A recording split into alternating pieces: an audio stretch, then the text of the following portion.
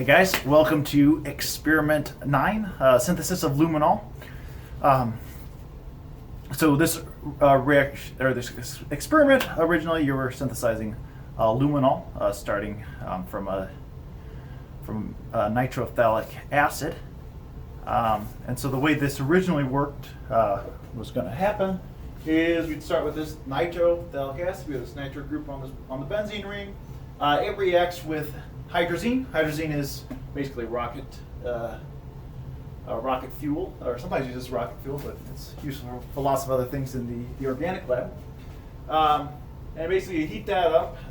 You use triethylene glycol as a solvent because you actually need to heat this up really hot. So we need a compound like this that has a really high boiling point.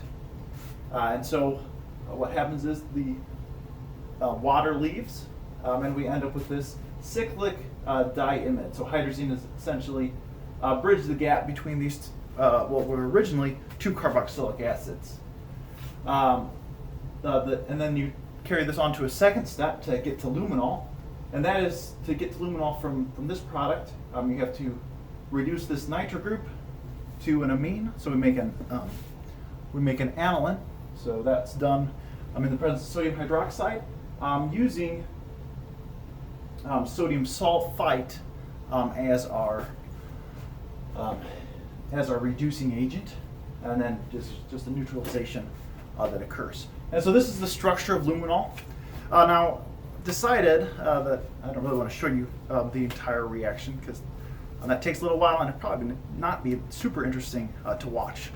So what we're going to do instead is do the second part of the experiment, which is reaction of luminol with essentially iron and peroxide. So this is an oxidation reaction to produce products, but the most exciting part is that the products are produced in an excited state, and the result is that this reaction produces light. Reactions that produce light are called chemiluminescent reactions, and you're all familiar with this. You've played with glow sticks before.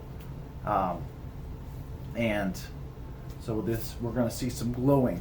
Luminol is actually used in lots of different areas, sometimes in crime scenes, at least in the movies, I don't know, to actually look for blood, because blood contains iron. So we look for blood to start off this chemiluminescence, and you would see this blue glow. So today we're really just going to focus on this last part of the reaction where we are doing this chemiluminescent reaction. But what we're going to do is look at a couple different dyes in there, and it turns out that when you do chemiluminescence, luminol can transfer its energy to different that excited energy to different dyes, and so those dyes will actually then eventually emit the light. So we can, depending on if we put other dyes in with luminol, we can actually see different colors of chemiluminescence or light emission. So let's get started. We're going to prepare two solutions. In this tube vial on the left, we're going to prepare our luminol solution that also contains sodium hydroxide. And then on the right, we're going to prepare the solution of potassium ferricyanide and hydrogen peroxide. Okay, so to do this, we're actually going to use pure luminol here. We're cheating. We're not going to use lab-made luminol. And we're going to add somewhere in the neighborhood of 50 to 100 milligrams, about like that, to our flask. And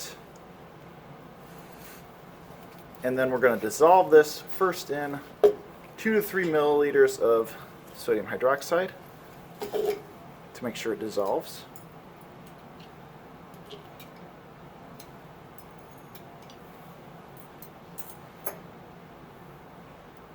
So swirl it a little bit. It's getting there.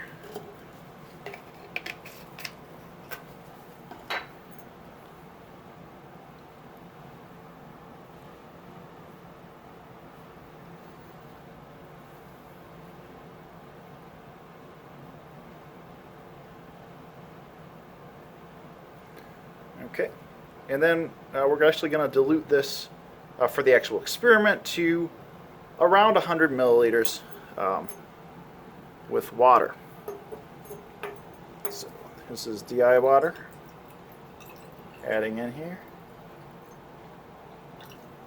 Alright, so this is our luminol solution. So it says luminol on there in case I get it mixed up. And then we're going to add into the other one the ferricyanide mixture. So we're going to mix together 10 milliliters of 3% hydrogen peroxide.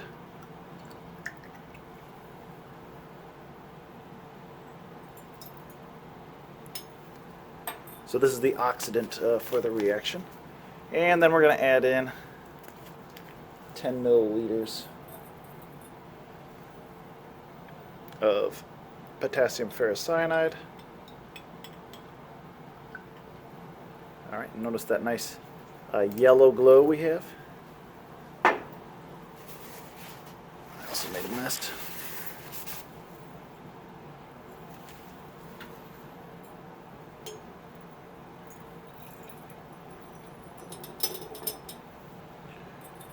And we're going to dilute this to 100 milliliters approximately also.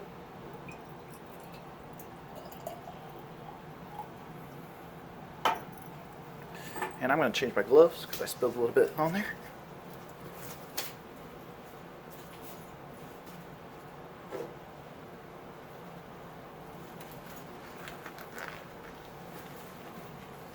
Okay. So let's take a look at these solutions before we move on. And when I say take a look at them, we are going to turn the lights down low.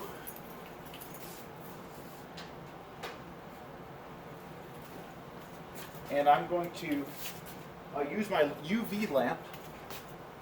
Where did I put it?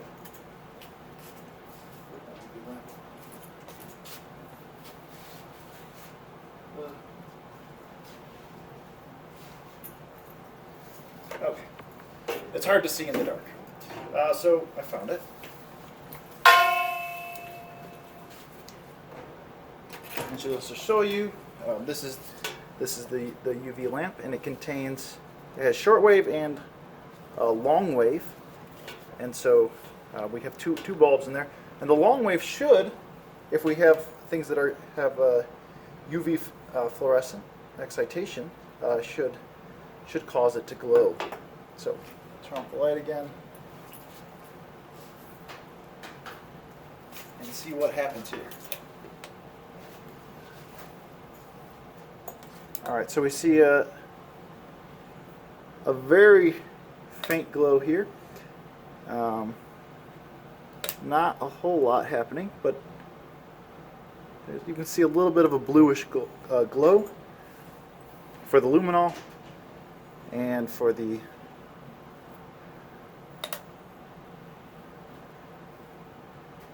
not much for the ferricyanide. So these aren't glowing a whole lot, but that will change once we carry out this reaction. So we're going to add about 20 milliliters of the luminol solution to each of these.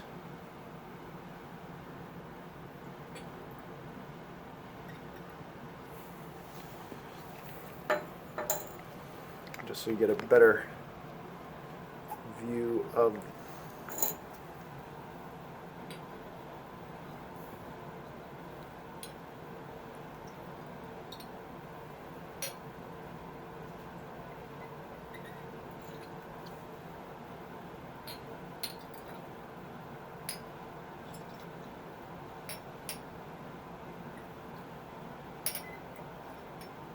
Okay, so we got around 20 milliliters in each flask, and to the remainder of these flasks, we're going to add a different dye. Into the first one, we're going to add some phenolphthalein. If you remember that, that's the dye you use in the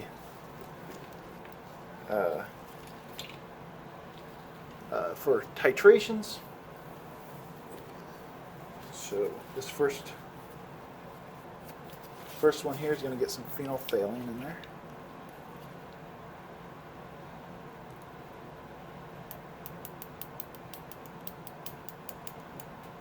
Doesn't take much.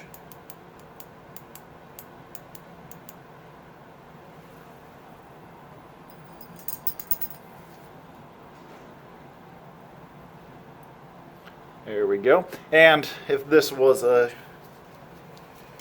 titration, of course we would have far surpassed the end point, and we'd have to start over.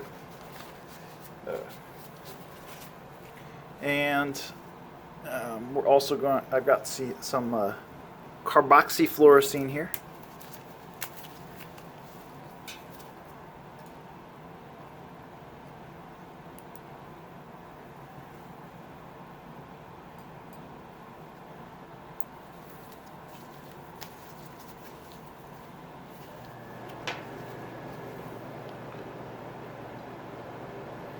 Alright, so we see that glowing, and you can even see how the green fluorescence at the top, that's how fluorescent it is.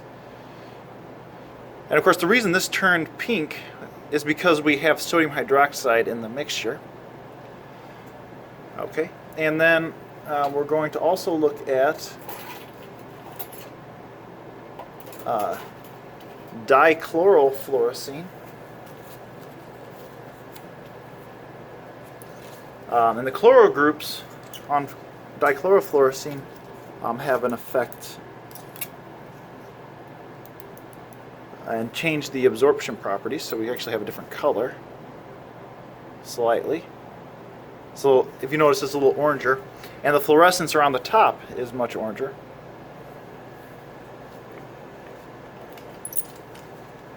Alright, the last thing I'm going to put in here, I actually do not know if it's going to work. It's actually a red dye. It's called a squarane dye, and we're going to see how that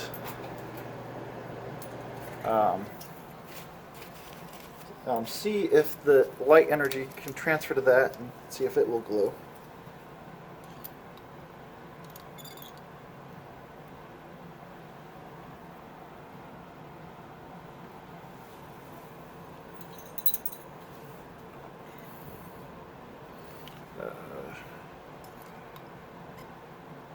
An issue that just occurred to me is that this is not at all water soluble.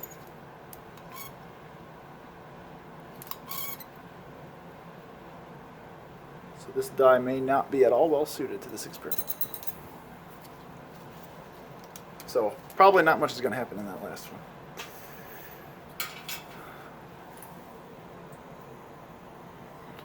Because it should, if it dissolves, it turns the solution green a little bit.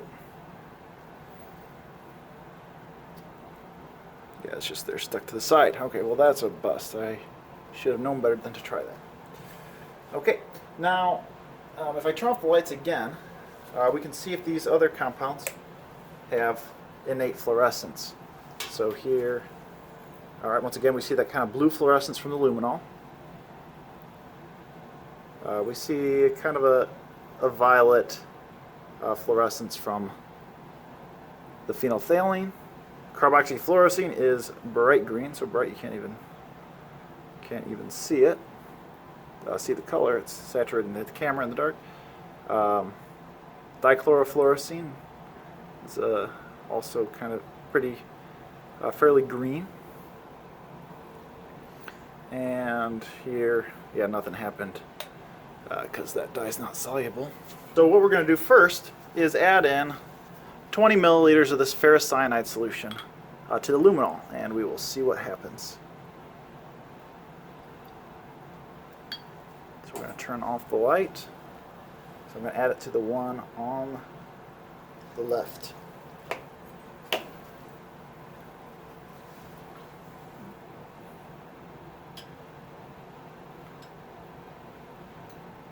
Alright, and there we see nice blue fluorescence.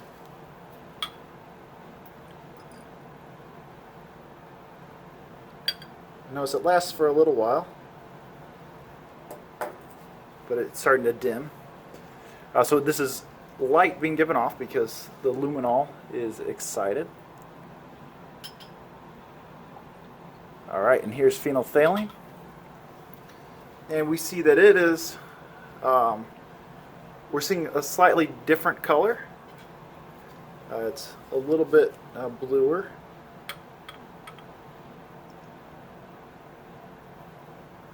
Now we're going to try carboxyfluorescein. And that is a bright green.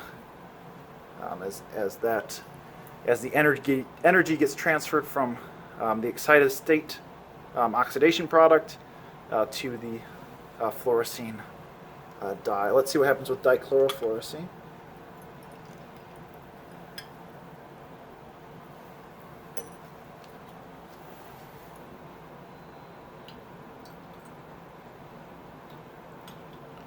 So we see also a fairly green profile, because that dye, when it's excited, dichlorofluorescein, emits a fairly green color. And the last one we'll look at is the one on the right that I don't even know what's going to happen. We have the random mixture of compounds in it. Yeah, so we see pretty much blue luminescence here. So those compounds we put in just did not do the trick. So anyway, here this is an example of luminescence and chemiluminescence, and how we can actually transfer excited state energy from one compound to another, and thereby see different changes or different colors of luminescence. If you want more explanation of what's happening here, watch the accompanying pre-lab lecture video for Experiment 9.